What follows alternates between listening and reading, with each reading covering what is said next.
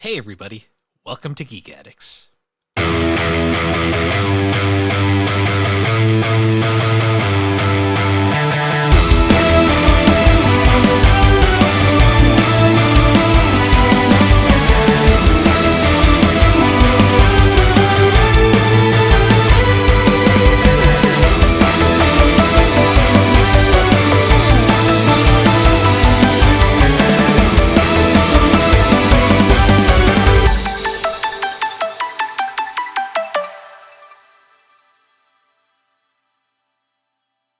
Hello and welcome to Geek Addicts, the pop culture podcast where we talk about throwing dudes in leather jackets off of as many buildings as we possibly can. My name is Matt. With me, the Cape Crusader himself, Bill Barber. How's it going, Bill? I'm Batman. All I'm right. doing all right. It's 2 days after Christmas. I am very tired because I'm always very tired. Yeah, I feel that. Yeah, it's been a good week or so since we last recorded. Mm-hmm. I think I don't even remember when we last recorded. That's how. I think we did Saturday last week, so it's been a little bit under a week, but same difference. Yeah, it's one of those wonderful times where everything's all over the place. But hey, Mhm.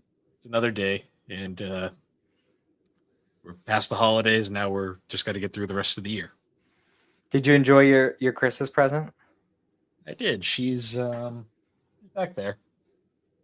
Kind of Nice. see her on the Spy Family shelf.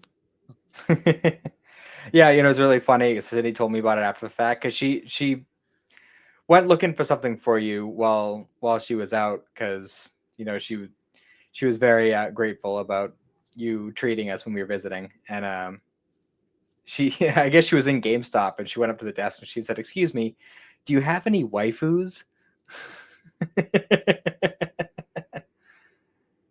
So she said, in her exact words, she got you a tasteful waifu. So there you go. That's good. I mean, that sums up your probably. Yeah, I'd say so for sure. Alex But, enjoyed her gift as well. good. I'm glad. Or the sweets or Uh, I'm assuming the sweets. She hasn't really looked at the stuff yet, but she's been busy. So fair enough. Yeah, so in case anybody listening can't tell, this is being recorded just a few days after Christmas. So do you get anything cool this year? a lot of gift cards. I got a couple games. I got Metaphor finally, and Nice. the new Yeast game. I got Yeast 10, so that's fun. Alex got me the second volume of the Suzume manga, and she got me like the little Suzume Nendroid figure, so that's fun. Ooh, that's cool. Very nice. I got the new Inkheart book. Nice. It just came out like last month, and I got Sparking Zero, of course. And I've only cracked into that a little bit. I played a little bit with Xander, and then I played a little bit on my own yesterday. But I haven't really had the opportunity to really dump any significant time into it. I also got Rebirth. So Nice. at some point I'll be cracking into that. I had forgotten that was a 2-disc game. Yeah. That's fucking wild, dude. That in the PS5, Xbox Series X like point in gaming that we still have 2-disc games. Well, now it's like they have one disc that downloads shit onto your console, and then the other disc is the actual play disc. It's bizarre. But I already got that all downloaded and ready to go for whenever I'm ready to crack into it. So I think Xander still has to finish the DLC for Remake, but other than that, he's very excited. He actually got a Buster Sword for Christmas because he's been really digging FF7. Buster Sword is a cool sword. So he finished the main story and he's like, "Who is this black-haired guy? Who is Zach?" I'm like, Oh. "I can't tell you." He's just like, "I just need to know who Zach is." I'm like, "Well, that sucks, dude, because you either got to play through Rebirth and hope that you get the answers you want from that, or play the original, because I'm not fucking saying shit." Well, even in the original, the answers, you don't really get a lot of answers about Zach. Yeah, but if he played the original all the way through, then I'd let him play Crisis Core. So True. Yeah, Crisis Core is really the only way you're going to get any info on Zach. well, I'm inconclusive on how much they give you in Rebirth. So True. Well, that's an alternate continuity, so true. This is true. But I mean, I have to imagine like the base facts about him are accurate. So we'll see. we'll have to wait and see on that. I still don't really know what their end goal is with the remake, but I'm sure it'll be something. Fruit fly. But yeah, I'm excited to get into those. Yeah, aside from that, it's just been mostly gift cards and things of that nature. Yeah, I went out and hit up all the bookstores yesterday because I got a BNN card and I got a Newbury Comics card. Very nice. A bunch of comics I want to read, so that'll be I got plenty of reading material for like a year, so that's all I'll say. You got enough reading material for more than that if you really crack down. Yeah. I stopped also. I love how like comic shops just don't give a crap about release dates and they'll just put stuff out the second they get it. Because I found the new Black Clover volume, the new Sakamoto Days, and the new Chainsaw Man were all Very out nice. like weeks early. So when's the next Spy Family supposed to come out? a couple weeks actually. It's early January. So Ooh, fun. I'm gonna have to do that. Oh, so I had this idea, and I don't know if anybody listening wants to chime in at the Discord or anything, but I was thinking about it might be fun. When obviously like these are coming out delayed anyway, so it's not like it's going to be like up to date with week to week. But I was thinking once Daima starts its dub, like officially on Crunchyroll, I think it'd be fun to do like a little segment at the beginning of like if we watch it week to week, and do like a little like 15-minute segment at the beginning of every episode, just talking about the newest episode before we get into the main topic. it'll be fun. Have to wait on it, but yeah, I'd be down for that. Well, you have to wait on it. We'd have to wait a few more weeks just because it's still got a bit, but yeah, it's like let's say 27th. Like a week and a half, maybe 2 weeks. So yeah, not super long, but I think that would be fun. Yo, the episode that came out today, like I literally like forgot that it was Friday for a minute, and then like maybe like an hour ago, I went and watched it, and I'm not gonna say what it was, but something happened that long-term Dragon Ball fans had been waiting to happen in the canon for a very long time. And I can't speak for anybody else, but I would have expected if it was going to happen at all, it would have happened in Super. I was not expecting it to happen here in Daima. So I'm kind of in shock about that. Anyone who's up to date and knows what episode I'm talking about, you know exactly what I mean. But we will get there when we get there as far as covering Daima. But yeah, I can't believe it. Yeah. I'll continue to sit in suspense until the dub starts. So it's just insane to me how much they're packing into 20 episodes. Insane to me. It's insane to me that people are still shitting on Daima because it has been fucking coming at the world in full force. Like, man, I'm into it. I'm into it. People like to complain, especially Dragon Ball fans. Yeah, maybe that's why One Piece keeps coming out on top. It's because Dragon Ball fans keep fighting each other, and One Piece is just sitting over the corner laughing. They're on a pirate adventure looking for the meaning of friendship. They're looking for something. They don't even know what it is. I'm convinced. We'll find it eventually. I am fully convinced that the One Piece is literally just going to be like, it wasn't about the treasure, it was about the friends we made along the way.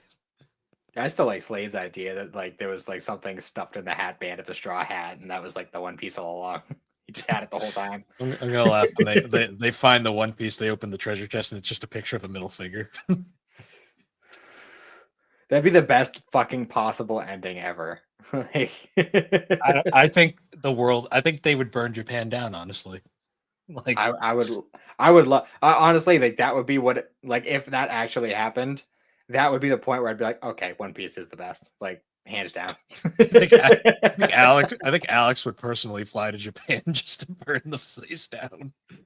Oh man, She'd be knocking on Oda's door. yeah, she'd be very upset about that. I'd love it. I'd love it. I think that was amazing. Amazing. The One Piece is going to literally just be an end page that just says to be continued in 2 piece. God, I don't know if Oda would have enough life in him afterwards to commit to a sequel. Well, that's the thing. It's a false sequel. It doesn't actually happen. They just leave everyone on suspense forever. Fair. All right. That would be evil, wouldn't it? A little bit, but it'd be pretty funny. Yeah. We need more mangakas that just troll the audience. Yeah, the ones that just don't give a shit. Now that Toriyama's gone, we need somebody to take up that mantle. Just troll everybody as hard as we can. Yeah, other than that though, I have not been watching any anime recently. I haven't for the past week. Yeah, I didn't want to commit to anything. I only had 2 days of work this week, so I didn't want to commit to anything specific. And then it was all Christmas stuff. And yeah, I've mostly just kind of been hanging out. Whenever I have time to sit down and do anything, I'm like, no, I'm gonna play Sparking Zero. Yeah. I've been mostly just sleeping or catching up on other things, doing a lot of minor stuff like cleaning and stuff around the house. Mostly just catching up on stuff that I haven't been able to do. Oh, you'll be happy to hear, Bill. Cindy is now officially 3 hours into Persona 4 Golden. Oh, nice. She started it. She's invested now. Well, once you get through Yukiko's dungeon, that's basically the point where there's no going back. So. Well, she's not quite there yet. I think she's only just now getting to the part where the persona unlocks. Nice. But I mean, she was invested enough to go through 3 hours of just reading text and wandering around a town. So yeah, that opening is. I love Persona 4, but I will say that opening is a little too long for what it is. It's a slow burn. It's a very slow burn. Well, especially on repeat playthroughs, which there will be repeat playthroughs. But that's good though. But yeah, she seems to be enjoying it so far. She likes Nanako. She thinks Chie is weird. I mean, fair. Yeah. Chie is weird, but she's also a lovable weird. Every character in that.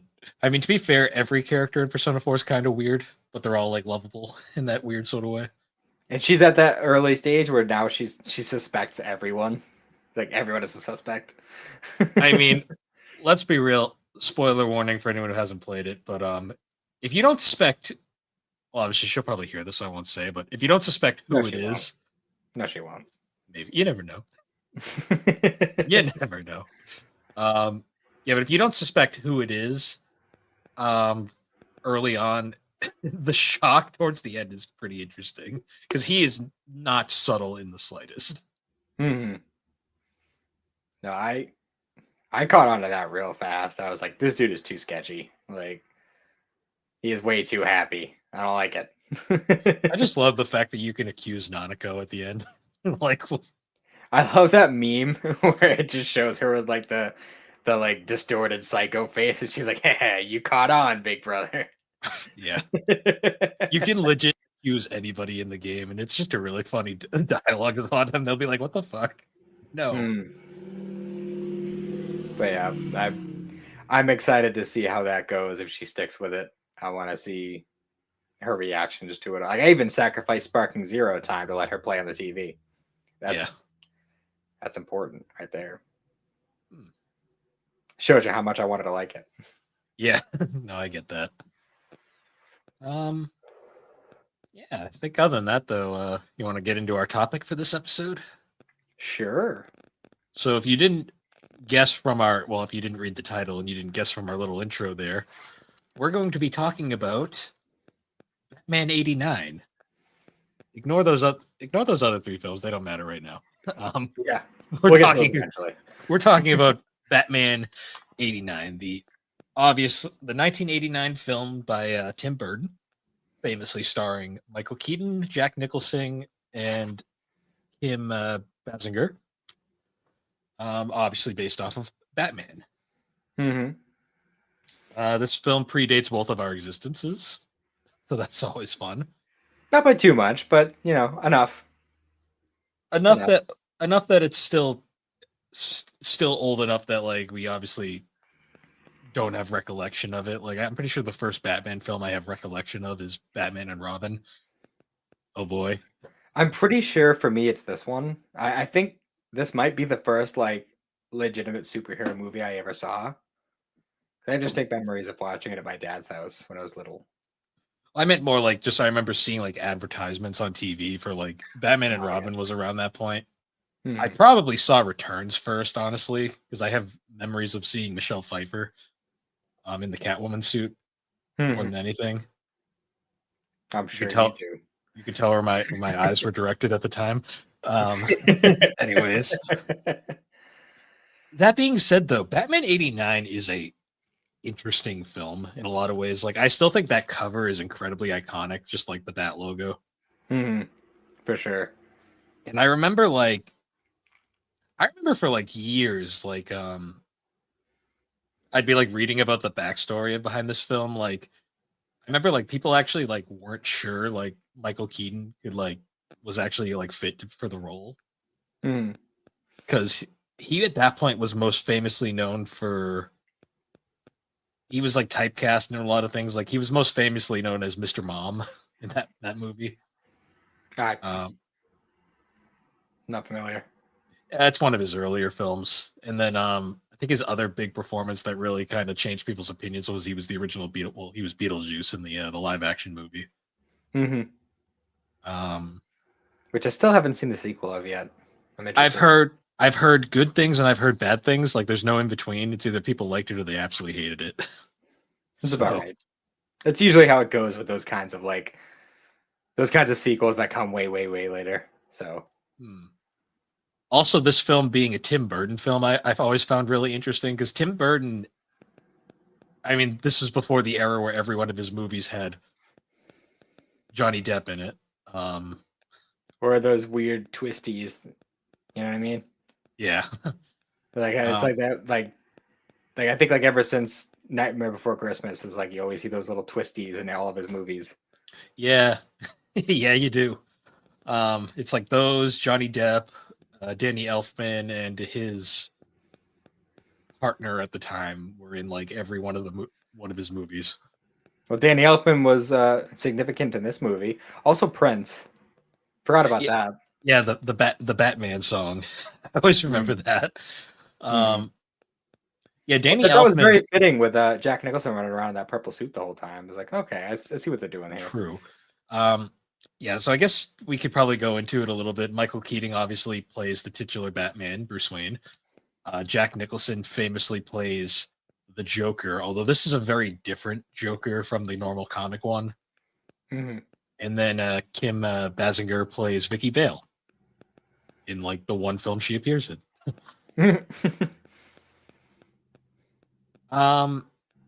Yeah, so this movie is interesting because like as a film, I still love this movie, but as a Batman movie, like I still always say this is like one of the worst Batmans, just in terms of the character. Because I mean, Michael Keaton's performance is great; like he does a great job. But fuck, the direction for Batman in this film is so fucking insane. Like he kills people left and right, like throws people off buildings. Well, I was like kind of trying to pay attention to that because we were talking about that recently, and I was trying to pay attention as I was watching the movie, and like I noticed that it seemed to me that it wasn't until like more towards the end with like the whole cathedral stuff that he started just like not giving a shit and throwing people off the building. Well, they kept him in character early. He even tried to pull Jack Nicholson out before he fell into the vat of chemicals. So like he was trying at the beginning, and then he hit a point where he just said, fuck it. Yeah.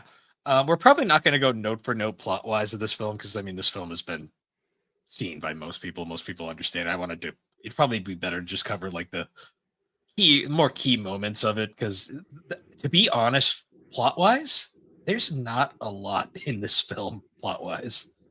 Well, it's kind of hard to follow a specific plot where the Joker is involved because his whole thing is kind of chaos. Well, it's very interesting because like Jack Nicholson, I like as a Joker, but like he spends the entire film just dancing around doing fuck all for most of the movie. But I love every second of it. Like to me, like the most ridiculous scene in this movie is like Batman's coming in on the Batwing and he pulls out this giant fucking gun. His Takes him comically out. large gun. And takes him out in one fucking shot. I was like, what the fuck? I'm like, no. The whole time I'm watching this, I'm just like, no. Like, I absolutely loved it. I was losing my shit when he pulled that shit. It was like right out of the crotch too. It was like a fucking 3-foot barrel of a pistol. Like, yeah, he just like, and then later on, he just kind of like a fucking plastic lightsaber. He just fucking and then continues just dancing again in the fucking street. Like, yeah, it was like, amazing. I love it. It is such a weird movie. It's such an 80s film, like I will say. Like, I also love how Jack Nicholson got the top billing in this film. Like he's so much over like everyone else. Yeah, it doesn't surprise me though. I mean, Jack Nicholson's one of those guys. Yeah, it's very interesting too because this film goes very much against like the Batman canon. Like famously, Batman's parents were killed by Joe Chill, but in like this movie, they instead made it Jack Napier, who is this universe's Joker. They actually gave the Joker like a backstory in this film, even though like in most continuities, his entire backstory is that his backstory is unreliable, which I found very interesting. They kind of were they were playing very fast and loose with the canon, which was fine for a movie at the time. Yeah, because like Joe Chill famously or not Joe Chill, Jack Napier is he's like the primary antagonist for the first half of the film. Then he famously falls into the vat of chemicals and becomes the Joker. I did enjoy the fact that like he has this arc for a while where he's like, because his face got all fucked up, he had to like get his like face reconstructed, so he's got that permanent smile now. But then he's also wearing normal makeup to like hide the clown makeup. Makes it really like unsettling to see. Oh yeah, like that scene where he like his demand, like he's like, I want my face on the $100 bill. Like that scene is so fucking creepy. Yeah, I love the one scene. I don't remember exactly what happened when Vicky Vale throws the water in his face, and he's like, "I'm melting." And she's like buying it too, and it's just, I don't know, he's just such a fucking cheeseball throughout the whole movie, and I'm just so here for it. Yeah, it was. It's a very interesting portrayal of the Joker. It's definitely not my favorite. Like I'd still take Heath Ledger's performance over anyone, but yeah, I mean that was a pure chef's kiss performance. If the performance was so good, it literally killed him. So, I mean... Yeah. Another interesting casting in this film is Billy D. Williams. He has a very minor role as Harvey Dent before he was Two-Face. Which is a little upsetting that he didn't carry over until there was actually a Two-Face. He was supposed to, and then like they recast him for forever. Because apparently it was in Tim Burton's plan. He was going to be Two-Face in one of the future films, but then Tim Burton famously left the project because people thought Returns was too dark. It's fucking Batman. I mean... Well, I mean... only for the Dark Knight to come out a couple decades later and just fucking blow everybody's mind with how dark it is, and they all just love it. True. And, although, to be fair, like, this was like because Batman before 89 was famously like the last Batman project that most people remembered was like Adam West Batman. So, yeah, it was also like they marketed Returns to kids for some reason. Like there was like toys and like Burger King or something like that. That's weird. Yeah, it was an odd choice, especially because that movie is very dark. Also incredibly sexual at points. Yeah. Yeah. And then Danny DeVito, just being Danny DeVito. Yeah. Also, Christopher Walken. Christopher Walken was in that movie too. Oh, there's a big cast in that movie. Was he? Yeah, he's the guy that throws Michelle Pfeiffer out the window. No shit. It's been a long time since I watched that one. Yeah, so 80 another fun thing about 89 I was reading about was during like the premiere, like it was one of the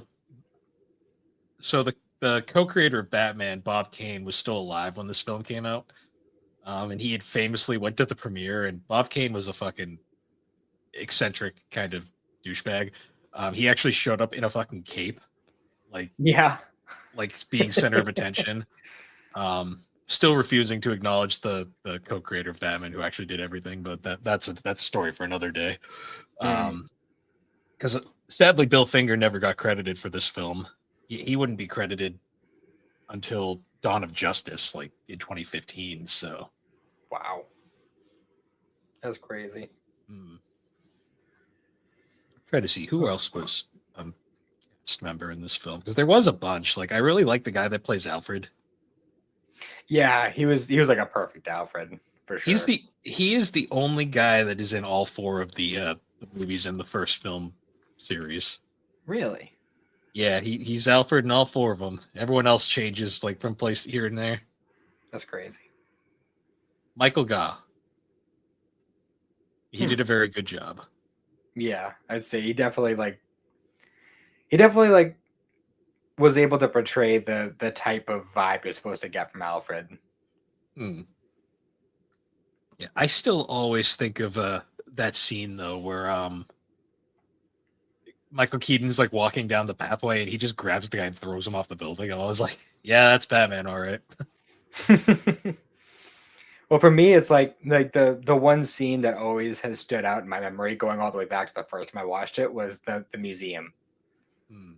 The whole museum scene where friggin' like from the moment she puts the gas mask on and then fucking Jack Nicholson just bursts in with the goddamn boom box and he's just being a total cheeseball with all of his goons, and they're like defacing all the art pieces and everything. Like, I don't know, it's just, and like they're going through, and then eventually like they like one of them goes to fuck up one of the paintings, and Joker's just like, hold on, I actually kind of like this one, leave it. It's like the only one that he's just like, no, I think I'm taking this one. He was just such an interesting Joker. Like, I know Jokers are always like a very the thing about doing the Joker is like it's always about the actor or like voice actor to like do their own take on the character. Nicholson's take is interesting. I mean, live action wise, it's very hard to compete with Ledger. Even Joaquin Phoenix has a very distinct like Joker vibe to him. Yeah, I think the last live action Joker I've seen was in Suicide Squad. Oh, which I was not a fan of. Jared Leto's portrayal, where I think he went too fucking hard into it, and I was just kind of like, yeah, this doesn't work. You see, that's the like they went like complete opposite spectrum to this movie, where in this movie, like the Joker was very like old school gangster, like, you know, fucking like long black coats type of fucking gangster. The more sadistic vibe of the character really isn't. Whereas whereas the Jared Leto was like what you think of a gangster today, and it just didn't work for me. Yeah, like one of the reasons why Ledger's performance is so like lauded is the fact that like he really got that sadistic nature of the Joker, like his unhinged like unpredictability. Like in this movie, it's mostly just Jack Nicholson dancing in the street and like just doing goofy shit like the entire movie. Just fine. I mean, he does a great job. It's very interesting. Like I still always think of the scene where he falls, like right at the end of the film, where he falls from the tower to his death. He's just got that little like laugh machine in his pocket, just continuing to laugh. Yeah. It's funny too because like he was supposed to reprise his role as the Joker later on. Oh yeah. So there was the canceled 5th film in the series. There was supposed to be a 3rd Joel Schumacher film. But the horrible reception of Batman and Robin killed any chance of this ever coming out. It was supposed to be called like Batman Triumphant, and the main villain was supposed to be the Sandman, or I think. No, maybe not Sandman. Who was the Scarecrow? Scarecrow. That's what I'm thinking. Oh, okay, gotcha. It was supposed to be the Scarecrow, and the entire gimmick was he would see like hallucinations of like past stuff, and they were gonna get Jack Nicholson to reprise the role of the Joker for like hallucinations. That would have been awesome. It probably would have, but I'm not a huge fan of Joel Schumacher's direction, so like I'm not sure how good it would have been, and I'm not sure who they would have got to play Batman because Clooney wasn't it. I'm just gonna say that now. Scarecrow was in one of the like the Dark Knight movies, wasn't he? I think he was in Batman Begins. Okay, I couldn't remember which one it was. I knew I remembered seeing something. I don't know if it was actually one of the movies I watched or not, but because I never saw Rises. Now that Rises was Bane. He was the main villain of that one. Yeah, but it's not uncommon for there to be more than one villain in any given superhero movie. True. I mean, there was two in Dark Knight. True. Well, Rises was like it was Bane and then Catwoman were the main two characters. Gotcha. I am interested for when we go into the more modern stuff, like seeing some of the newer ones, because I haven't seen like I think Dark Knight is like the most recent, like with the exception of like Suicide Squad, like the most recent live action DC movie I've seen. Oh yeah, Batman's in Suicide Squad for like 3 seconds. Yeah, it was real fast. But I just meant like in general, any live action DC stuff, like I haven't seen past like Dark Knight. Yeah, it's interesting because like Dark Knight is still considered like one of the greatest superhero films of all time, but it's actually thinking about it now. I think Batman '89 is, in all honesty, like the first like truly like great superhero movie. Yeah, I'd say so. I can't. None of them really come to mind that came beforehand that were like. I mean, obviously we had like the Adam West movie, and there was Some days you just can't get rid of a bomb. and then there was a couple of Superman movies, wasn't there, in the 80s? Right? Yeah. Okay, that's true. Superman 2 is a good film. I don't remember exactly when those came out, but those I were remember enjoying those. Actually, I think those were in the 70s. Oh, really? Because I remember seeing, I think the first one or two, like probably right around the same time that I watched this Batman movie. It's always funny because I always forget about the Christopher Reeve Superman films. Which is funny because he's like the one of the most famously known actors who played Superman. Yeah, Superman 2 was 1980, so the original Superman was like the late 70s. Gotcha. All right, so I guess Superman probably. This is the best superhero film since Superman 2, because fuck Superman 3, fuck Superman 4. Those movies suck. But then the 2000s came and started just really knocking them out of the park. Well, it's interesting though because like Batman was really good. Batman Returns was really good. Forever, literally, some days I like it, some days I hate it. It depends on my mood. The Batman and Robin, enough said. And then like I don't think we get another great superhero because I think that movie actually killed superhero movies up until Sony came out with Spider-Man. Or maybe X-Men was maybe first. X-Men came first. They were so close together. Okay, that's true. I think Spider-Man was like 2002. Something like that, yeah. Yeah, it was right around then when Marvel sold their soul to stay alive by giving away all their film rights. Giving away the best ones.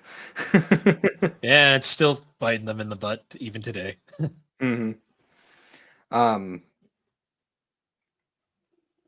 So yeah, I'm trying to think. It's like some of the really fun scenes in this movie. I mean, obviously, like I love like the progression. Like once he makes the announcement of like, oh, I have all these different chemicals that I put in these products, and you don't. Chances are you already bought them, and they'll kill you, and you'll die laughing, and all this other stuff. And like seeing the progression of the city, like from the original announcement to like them trying to figure out what's going on and seeing everybody just kind of go to shit, like not washing, not putting on makeup or anything like that. Like you see how it's affecting it. Although weirdly enough, like, Bruce Wayne and Vicky Vale are both totally fine throughout that whole thing. Well, yeah, I mean, they didn't suffer. their paychecks were higher than everyone else's. So Yeah. But I thought it was fun how it ended up being like, oh, well, you have to use like this specific type of combination of products for it to work. Like they react with each other. Like I thought that was interesting. yeah, the Joker's the whole plot in this film is bizarre. Like he's very much just kind of like he actually has a goal because usually the Joker doesn't have a goal. He's just straight up an agent of chaos. Well, Um, I mean, I guess you could say I mean, his goal is to just kind of fuck shit up, but I don't know. yeah, I don't know if aside from just killing Batman, I didn't really notice like any one particular thing he was trying to accomplish aside from just killing people and creating chaos. yeah. Which is fine, you know. I'm totally up for that. This was also the film that started like the famous trend that wouldn't be addressed until Batman, The Dark Knight, where like he can't fucking turn his head. Like, Yeah, that fucking bothered me. Is like the way that mask was made. Like you are not turning your head at like all. literally Like every Batman up until they made it an actual plot point in The Dark Knight can't turn his fucking head. you are literally so fucking stiff, bro. Like he has to No turn his one, whole body just to fucking look left and right. no wonder that one random goon was giving him so much trouble up on the cathedral tower there. It's like all he has to do is step to the side a little bit and he's out of your range of vision. So it's always a very interesting dynamic, like to look at because Batman is really two characters. Like Bruce Wayne and Batman are just like two entirely different personas, and it's always very interesting when an actor really nails both sides of the character. And I always thought Keaton did a very good Batman, and he also did a very good Bruce Wayne. Mm-hmm. I loved a lot of the early scenes with Bruce Wayne, where the reporter guy was like walking around the house during the party with Vicky Vale, and like they were just kind of like shitting on him, like just being like, oh, like, you know, freaking was he compensating for and all this other shit, like as they're walking through, and he just kind of like comes up behind them, like listening to their conversation. He's just like, oh yeah, well by the way, this and that. And it's just like, oh yeah, by the way, I'm Bruce Wayne. Like, Yeah, like, oh, shit. And he just like totally cock blocked that other dude, like super bad the whole time. Like he's trying to swoop in on Vicky there, and Wayne's just like, nah, man, step back. yeah. I don't think so. He cared so much that like she doesn't appear ever again after this. Mm-hmm. I found very odd they didn't even bring her back, but she gets mentioned in Returns, but then other than that, nope. It's been a while since I watched it, so I don't remember. But Nah, she's only in this movie hmm. as the love interest of the week. It's about right. Yeah, like I just always thought his it's cool because he also does like one thing I think Batman actors do very well is they change the voice when they're doing Batman versus like Bruce Wayne. Mm-hmm. And this was a much more subtle change than you'd see in some other Well, movies. the most infamous is always going to be uh Christian Bale. Christian Bale, who Yeah. he's a great Bruce Wayne. Fuck, I hate his Batman voice so much. I just can't not think of like the fucking those college humor videos. Yeah, the Joker's like, I can't understand you. Where are the drugs going? Oh, that's one thing I will give Batfleck credit for. He was much better between the two than Bale was, but I don't even hate Christian Bale's performance. I just hate the voice so much. Well, I think it's just an extension of them trying to go with like a darker, grittier kind of vibe, and I think just doing that kind of voice was just trying to emphasize it, but it just kind of comes off as goofy a little bit. Yeah, Like it's definitely too hard. Like I like the way that Arrow handled it, where he had like a voice changer that gave him that like kind of darker, like deeper voice. Oh, even like Robert Patterson did a much better job between the two. That voice is just that's like the one like really negative thing I have about the Christopher Nolan films. Mhm. Because I mean, you think like, I mean, we'll get into him in more detail when we cover these films later, but like George Clooney just played George Clooney the entire film. Mhm. Um, Val Kilmer was okay, but he was kind of like he was like a block of wood most of the movie. Like he really didn't show a lot of personality. Um, so another thing, like, what'd you think of the bat suit in this movie? It was a little much. A lot, It was way too cartoony. a lot of black. Same with the Batmobile. It was super cartoony. I'll defend the Batmobile. I fucking love that Batmobile so much. I didn't say I didn't like it. I just said it's cartoony as fuck. Like Like, it felt like for a lot of the movie they were trying to make it seem like realistic for the most part, like kind of grounded. And then you see that suit and the Batmobile and you're like, what the fuck is this? okay, so I'm assuming you haven't watched Forever or Returns in a long time. I I mean, haven't watched not any of Return. these movies in years. Okay, not Returns. So Forever and Batman and Robin. Oh, wait until you see the Batmobile in those movies, because they make this one look like the most grounded thing ever. Fair.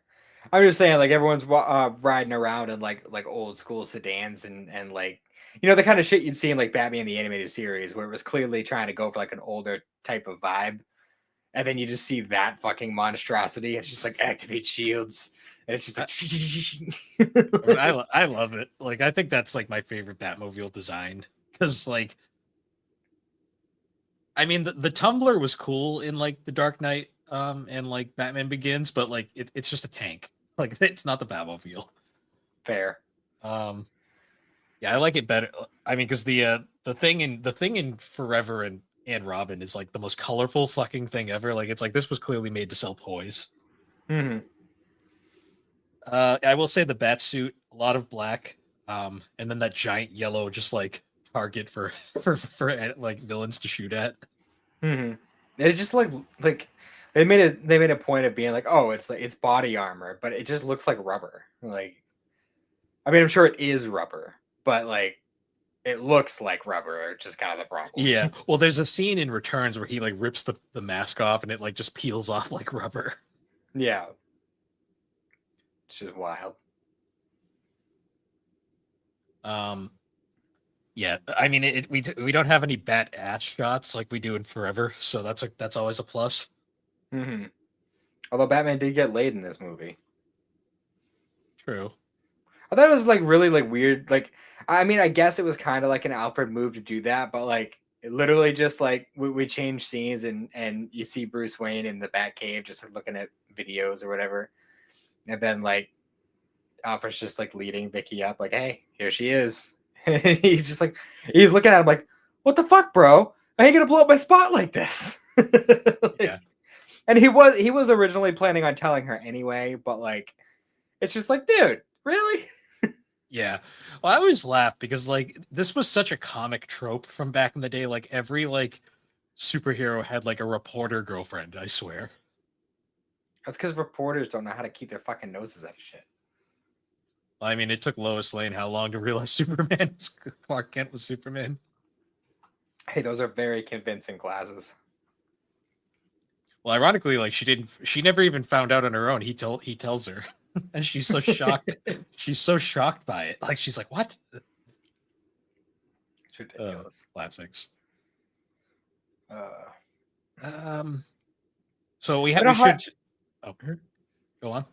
I was just gonna say I don't know how I felt about the scene where the Joker like pops into Vicky's apartment like when he was going to tell her about being Batman, and then he kind of goes on that like whole rant about like, oh, I knew this guy and he went down a bad road and kind of lost it and blah blah blah. And he starts like then he just like breaks something. He's just like, oh, you want to get nuts? And it's just like this doesn't feel like Bruce Wayne. This doesn't feel like a Bruce Wayne move.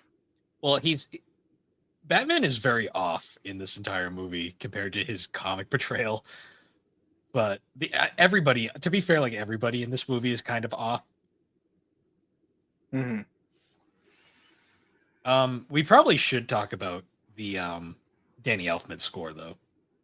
Oh, it was fantastic. If anything from this film has aged gracefully, like even today, it is the Danny Elfman score. That music is fucking iconic. Oh yeah, it's one of those ones that like you can't hear it and not know exactly what movie it's from.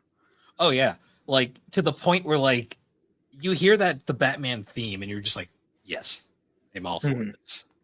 Yeah, it was fantastic. I was vibing all the way through it. It was great. Because I'm trying to think like why like the other films didn't really hit the same way that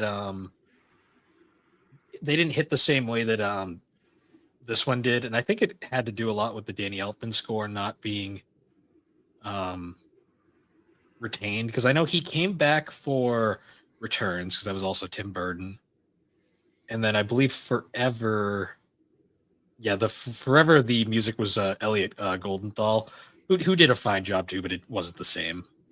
Yeah.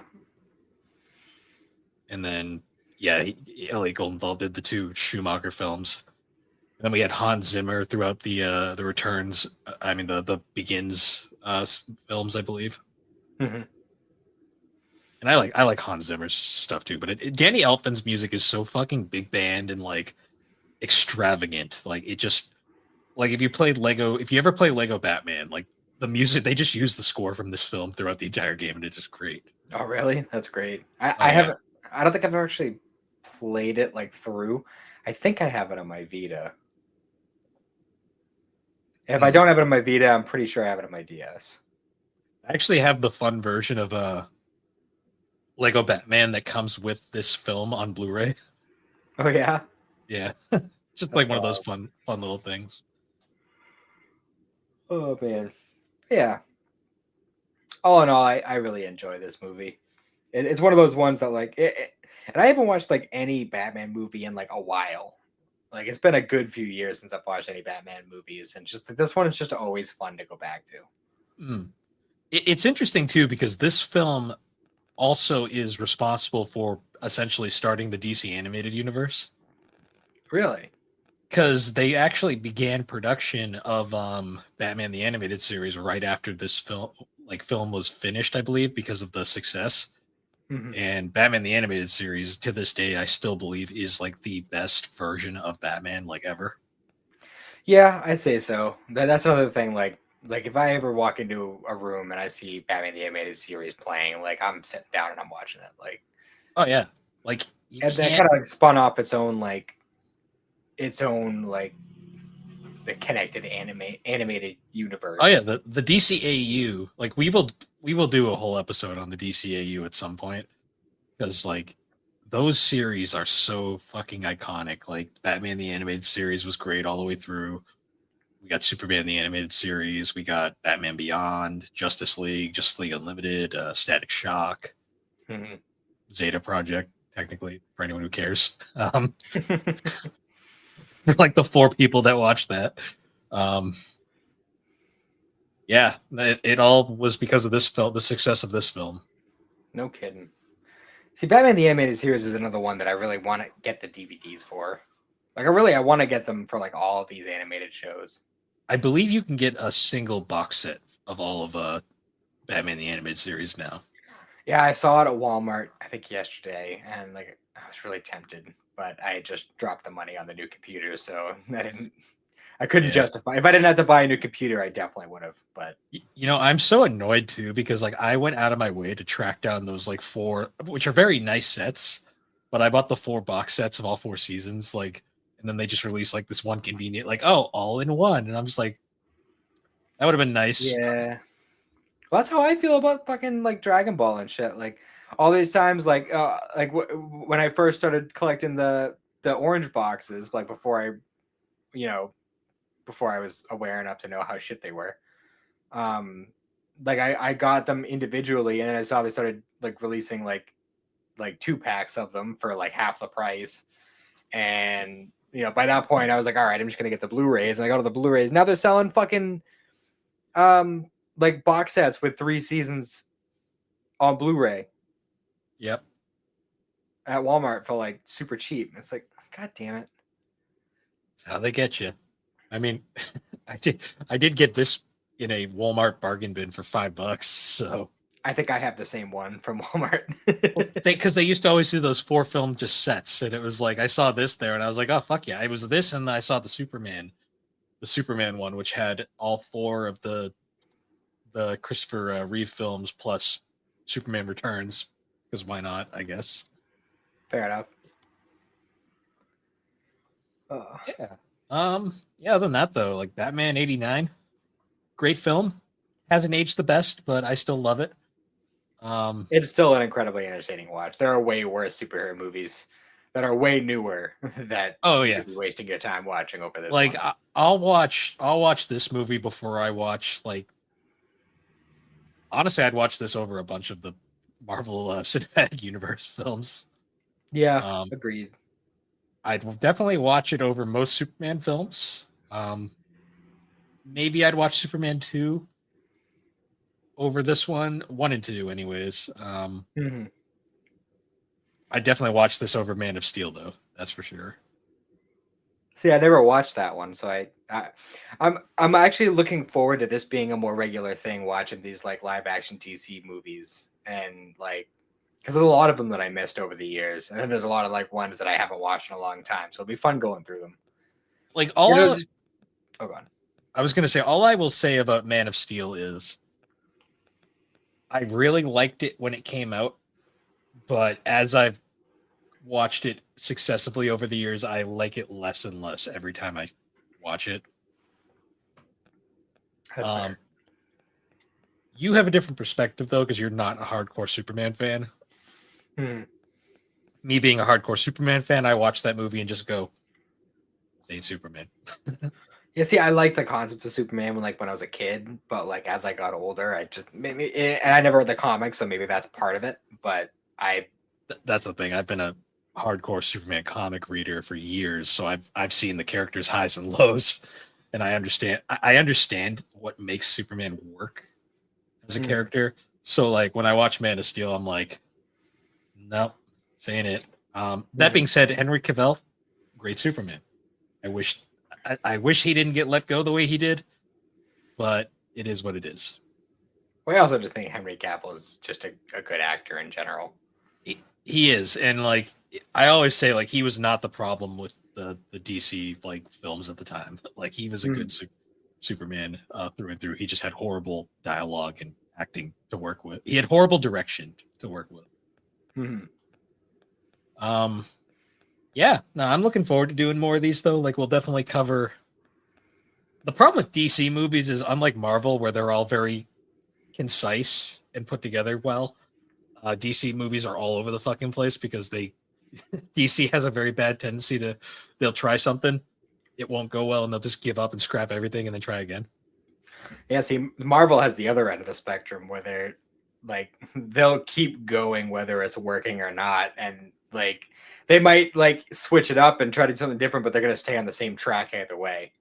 Yeah. Whereas, like I always forget because like people always forget Green Lantern was supposed to be the start of the DC universe, like film universe. Like that was going to be their Iron Man, and then it bombed, and they just gave up and said, "Nope, never mind." And then made Man of Steel instead. What would have been though? I can't imagine like how that would have gone. Like if they had just decided to push through and try to make it happen anyway, because then I don't know if Ryan Reynolds would have been able to be Deadpool after that. I don't know if he was locked into Green Lantern. Like I don't know if he would have even been able to move over to Marvel like that. See, that's the thing he had already been Deadpool before Green Lantern, so maybe if you want to call that Deadpool. I couldn't remember which one came out first. I'm pretty sure X-Men Origins came out first. Okay. Not saying that was the greatest performance ever, because let's face it, they fucked that up hard. But yeah. Even like stitched mouth Deadpool, like he was a little mouthy, but he wasn't like Deadpool.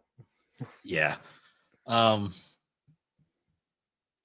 Yeah, I don't know. Green Lantern is like that movie annoys me in the fact that like they gave up on it, and it's not even that bad of a film. It's not a good film by any means, but it's not like people act like it's one of the worst superhero films ever made.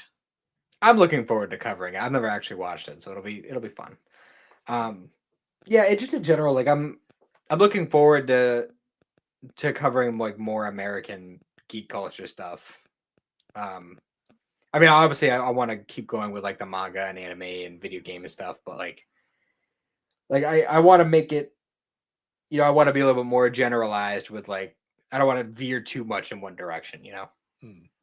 So it'd be good to kind of spread out and cover a wider variety of things. I will say, like a series that I'm just kind of starting to get into now that might be fun to cover is I just started because I had that Newbury Comics gift card. I just bought the entire uh, compendium of Invincible, Mm-hmm. and I've heard the Invincible series is fucking amazing. Oh yeah. And that's apparently like that's it one giant like love letter to like American superheroes, and it's Mhm. also but it's also a much darker take on it, which I'm very interested in reading. So Hmm. That'll be that could fun. be a cool one to cover at some point. I still got to buckle down and watch the CW verse too. Yeah, yeah. The sad part about the CW verse is like all those series start off great, and then they go on way too fucking long, and by the end you're just like, let it die. Yeah, Like but I that's why feel like they. Mhm. I was gonna say that's why Superman and Lois was like the perfect conclusion to the CW verse because they ran it for 4 years, they ended it before it could get ruined, and it ended on such a high note. Mhm. That's fair. It's actually kind of funny. The CW verse started with a Superman series. Well, they aren't part of the same universe, but they started with the Superman series and they ended with the Superman series Hmm. because they started with Smallville. Smallville CW. Yeah, it was like CW's first. Like, well, I don't think they were CW at the time. I think they were still like WB, but Gotcha. Gotcha.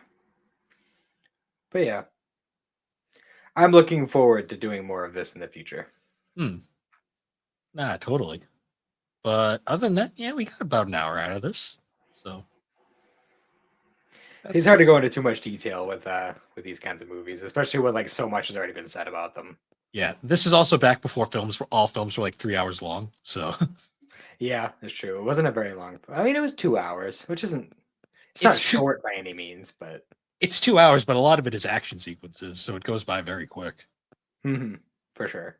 That Jack Nicholson dancing in the street. Yep. Oh, what was the like fucking? I remember there was he was doing a lot of like deflecting with the greaves. Yeah, he was. I don't. I'll never get over that fucking scene with the gun though. That scene just is like, what the fuck is this? For real. Like he just pulls it out. And he's like, boom, like the Batwing just destroyed. And I did mean to mention at one point, it made like the movie made it seem like he crawled out of the vat and he went and got his face reconstructed, lost his shit, and then somehow in like the course of like like a week, we'll say, like got all these crazy fucking deadly joke gadget weapons. Like I got this comically large pistol and freaking this like electric chair joke buzzer and fucking I got a flower that shoots acid strong enough to melt through these giant fucking metal bolts that hold up the bell of a cathedral. Like you got that shit together fast, bro. Like Jesus. Which is strange too, because this Joker is more like put together up there than most Jokers. So, Mhm. So it's um, just one of those things that I noticed that I thought was funny. well, the whole thing about the Joker in most incarnations is the whole fact that like whenever you question anything about him, it's always kind of he's such an unreliable narrator that you can never. It's always you have to kind of you just never can think of. You just have to kind of take what it is because you'll never know. That's true. I mean, that's But why like the Killing Joke is so famous because it's quote unquote his origin story, but the entire thing is like he's an unreliable narrator, so you're never sure. It might be his origin, or he's bullshitting. mhm. It's kind of like obviously we'll talk about it in more detail when we get there, but like the whole how did I get these scars shtick in The Dark Knight, like I love that whole thing. Like the first time we hear it, and it's like, oh, that's interesting, that's cool. And then he does it again, but he does a different story, and it's like, what the fuck? And then Oh, he yeah, does it a third time, and it's just like, what is going on here? Like, that's his unreliable narrator. Like that's like the one time they've really gone into it too. I mean, my favorite Heath Ledger quote is still always like, "And I'll make this pencil disappear." It's just like, oh, the first time I saw that, dude, I was like, all right, let's go. I'm fucking strapped in for this. Like, this is I was fucking like, sick. like, okay, this is a Joker. All right. But I feel like that movie like easily could have ended in like 3 different places. And it would Oh have yeah, been a complete it movie. is. Like, It is an experience. yeah. But yeah, so I guess we'll wrap it up here. Once again, guys, thank you for joining us on Geek Addicts. You can find Geek Addicts on all the major podcasting platforms, particularly Apple Podcast and Spotify. And you can be sure to check us out over on the Superpod Network. That is superpodnetwork.com. Awesome site, finding a whole bunch of different shows, videos, blogs, a lot of cool stuff going on. Check out Anti-Game of the Year that recently came out. All three parts of that. Wild stuff over on the Super Ghost feed. And be sure to check out the other shows over there like Superpod Saga, Super Ghost Radio, Retro Rehab, Hobbies Video Game Ride Along, A Novel Console, Bar Silence, Fine Time, the Elder Trolls Gaming Podcast, Remember 64, Gaming Together, Friday Night Gamecast, Gaming and Collecting, the 3DO Experience, Geek Addicts, the Retro Wildlands, Press B to Cancel, and the Pre-Order Bonus Podcast. And with that, everybody, we will see you all later. Have a good one.